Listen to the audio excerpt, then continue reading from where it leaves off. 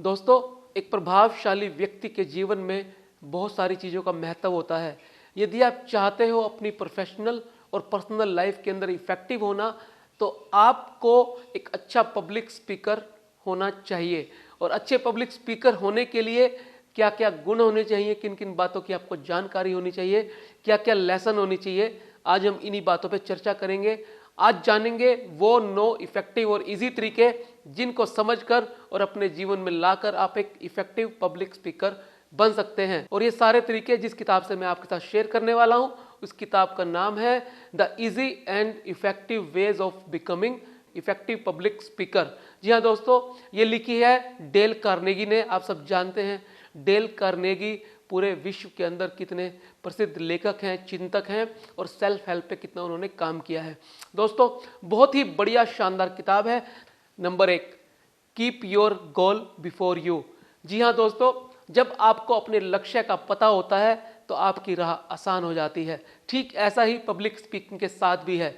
जब आप कुछ बोलने वाले हैं पब्लिक में, चाहे पब्लिक छोटी है चाहे बड़ी है, चाहे ऑडियंस 100 लोगों की है, चाहे 1000 लोगों की है, चाहे 1 लाख लोगों की है, आपको पता होना चाहिए कि आपके बोलने के पीछे क्या राज है, आपके बोलने के पीछे वो क्या बातें हैं, कि आपका भाषण खत्म होने पर क्या मैसेज आप लोगों तक पहुंचाना चाहते हो। यदि आपको अपने लक्ष्य का पता है, आपको पता है कि लोगों पे उसका क्या प्रभाव होना चाहिए और आपकी पहचान लोगों के बीच में किस तरह की बननी चाहिए आपके बोलने के बाद, तो वो बहुत शानदार होता है। तो दोस्तों, यदि आप चाहते हैं अच्छा पब्लिक स्पीकर बनना, तो आप पहले एज्यूम कर लें कि आपके भाषण के बाद क्या होने वाला है। यदि आप अपने सपनों में अपनी रिहर्सल के दौरान ये एज्यूम करेंगे कि आपकी ऑडियंस आपको देखकर खुश हो रही है, आपके भाषण पर तालियां बजा रही है, आपकी स्पीकिंग को लाइक कर रही है और आपको स्टैंडिंग ओवेशन दे रही है, तो निश्चित ही आपको आपके वक्तव्य के बाद एक शानदार स्टैंडिंग ओवेशन मिलने वाली है। ये फर्क होता है कि आप पहले क्या सोचते हैं, ऐसा ही परिणाम आपको बाद में मिलता है। Number 2, develop confidence. जी हाँ दोस्तों, जीवन में बड़ी कामयाबी के लिए एक बहुत बड़ा आत्मविश्वास आपके अंदर होना चाहिए। यदि आपको अपने ऊपर ही विश्वास नहीं है, तो आपकी ऑडियंस को आपके ऊपर विश्वास कैसे होगा। इसलिए आप एक ऐसा विश्वास अपने अंदर पैदा कीजिए जो आपकी रीढ़ बन जाए, जो आपके प्रभावशाली व्यक्तित्व में दिखे। दोस्तों, जब आप बोलना शुरू करते हैं और जब आप अपनी बात रखते हैं, तो लोग आपके विश्वास की तरफ देखते हैं। जो आप कहना चाहते हैं, यदि आप इफेक्टिवली उसको कहना चाहते हैं और आप चाहते हैं लोग उसको फॉलो करें, आपकी बातों को माने और आपकी बात पर विश्वास करें, तो सबसे पहले वो विश्वास आपकी बातों में, आपके व्यक्तित्व में झलकना चाहिए। यदि आप खुद ही कमजोर हैं, तो आपके शब्दों में ताकत कैसे आएगी। तो सबसे पहला काम है आपका अपने अंदर विश्वास होना। Number 3, prepare in the upright way. दोस्तों, जितनी बेहतर तैयारी होती है उतना ही बेहतर प्रदर्शन होता है और हमेशा शांति काल के अंदर ही युद्ध की तैयारी की जाती है। दोस्तों, स्टेज पे जाने से पहले, अपनी ऑडियंस के सामने आने से पहले आपको बहुत सारी तैयारी करनी पड़ती है। जिस भी विषय पर आपको बोलना हो, वो विषय आपका बहुत मजबूत होना चाहिए और उसकी तैयारी बहुत बेहतर होनी चाहिए। जितनी अच्छी तैयारी के साथ आप स्टेज पर जाएंगे, मंच पर जाएंगे, बोलने के लिए तैयार होंगे, उतना ही बेहतर आप प्रदर्शन कर पाएंगे और उतनी ही आपकी ऑडियंस आपको पसंद करेगी। दोस्तों, प्रिपेयर प्रिपेयर प्रिपेयर, ये मूल मंत्र है किसी भी अच्छी स्पीच का। Number 4, be specific to your subject. जी हाँ दोस्तों, आप अपने विषय के साथ न्याय तभी कर सकेंगे जब आप अपने विषय के इर्द गिर्द रहेंगे। यदि आप उससे भटके तो आपकी ऑडियंस आपको पसंद नहीं करेगी। दोस्तों, जो विषय आपने चुना है, आप उसके इर्द गिर्द ही अपने भाषण को रखिए, उससे डगमगाइए मत। यदि आप ज्यादा डिविएट होंगे, इधर उधर चले जाएंगे, अपने विषय से बार बार हटेंगे, तो आपकी ऑडियंस कंफ्यूज हो जाएगी और एक कंफ्यूज्ड ऑडियंस कभी भी आपको अच्छा स्पीकर नहीं मान सकती। यदि आप इफेक्टिव और अच्छा स्पीकर बनना चाहते हैं, तो हमेशा अपने विषय के सराउंडिंग में रहिए, उससे बाहर जाने का प्रयास मत करिए। Number 5, arrange ideas in sequence. दोस्तों, एक अच्छी स्पीच वही मानी जाती है जिसके अंदर कुछ मैसेज छिपे हों। आपके जितने भी आइडियाज़ हैं, जितने भी विचार हैं, जो भी आप अपनी स्पीच के अंदर लोगों के साथ साझा करने चाहते हैं, उनको आप एक सीक्वेंस में अरेंज करिए।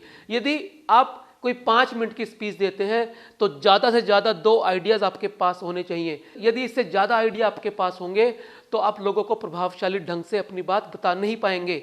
यदि आप 30 मिनट की स्पीच देना चाहते हैं तो 4 से 5 आइडिया ही आपके पास होने चाहिए। यदि बहुत ज़्यादा आइडिया आपके पास होंगे तो लोगों को मैसेज लेके जाना मुश्किल हो जाएगा। तो आप हमेशा अपने आइडियाज़ को एक सीक्वेंस में लगाइए। यदि आप पास्ट, प्रेजेंट और फ्यूचर की बात करना चाहते हैं तो सबसे पहले पास्ट को रखिए, फिर प्रेजेंट को रखिए और फ्यूचर की बात सबसे बाद में कीजिए। दोस्तों, इस तरह से एक सीक्वेंस के अंदर यदि आपके आइडियाज़ होंगे तो लोगों को उनको समझना और अपने साथ कैरी करना आसान होगा। Use examples, facts and stories. दोस्तों, वही स्पीच, वही भाषण ज़्यादा कारगर और अच्छे माने जाते हैं जिनके अंदर स्टोरी बुनी गई हो, जिनके अंदर फैक्ट्स हो, जिनके अंदर वो सारी चीज़ें हो जो आपके साथ उनका रिलेशन बताती हो। उसके अंदर एग्जाम्पल्स होने चाहिए, इलस्ट्रेशंस होनी चाहिए, उसके अंदर ऐसे तथ्य होने चाहिए जो लोग पसंद करते हो। दोस्तों, हमेशा वही स्पीच ज़्यादा इफेक्टिव होती है जिसके अंदर किसी ना किसी कहानी के साथ सामंजस्य दिखाया गया हो। दोस्तों, यदि अपनी स्पीच के अंदर आप अपने एग्जाम्पल ज़्यादा देंगे, अपनी पर्सनल लाइफ से ज़्यादा जुड़ी हुई स्टोरी शेयर करेंगे या ऐसे लोगों की स्टोरीज शेयर करेंगे जो विख्यात हैं, जिनको लोग जानते हैं, जो सेलिब्रिटीज़ हैं, या बहुत अच्छी ऐसी स्टोरी जो बहुत बढ़िया मैसेज देने वाली होती हैं, या फिर ऐसे फैक्ट्स जो सच्चाई पे आधारित होते हैं, इतिहास पे आधारित होते हैं, घटनाओं पे आधारित होते हैं, या फिर ऐसे एग्जाम्पल जो कहीं ना कहीं आपके वक्तव्य के साथ सटीकता रखते हैं। इन सब चीज़ों से आपका भाषण इफेक्टिव तो बनेगा ही बनेगा, रोचक भी बन जाएगा। Number 7, make your audience partner. जी हाँ दोस्तों, एक अच्छी स्पीच वही मानी जाती है जब आपकी पूरी की पूरी ऑडियंस आपके साथ एंगेज हो जाए, उनको समय का पता ही ना लगे, उनको समय का, टाइम का बोध ही ना हो। दोस्तों, जब आपकी ऑडियंस और आपके बीच के अंदर ऐसा तारतम्य, ऐसा कोऑर्डिनेशन स्थापित हो जाता है, जब समय ध्यान ही नहीं रहता, वो सबसे अच्छी स्पीच मानी जाती है, वो सबसे अच्छा स्पीकर माना जाता है जो अपनी पूरी की पूरी ऑडियंस को अपने भाषण के साथ जोड़ दे। तो आप एक ऐसी स्पीच तैयार करिए और अपनी ऑडियंस को अपना पार्टनर बनाइए, उनसे क्वेश्चन करिए, उनसे पूछिए वो चाहते क्या हैं। दोस्तों, जब आप ये समझ जाएंगे कि आपकी ऑडियंस आपसे चाहती क्या है, तब आप सही मायने में एक अच्छे स्पीकर साबित होंगे। और यदि आप अपनी पूरी की पूरी स्पीच के दौरान लोगों को अपने साथ जोड़ने में सफल हो गए तो आप एक अच्छे स्पीकर कहलाएंगे। Don't imitate others.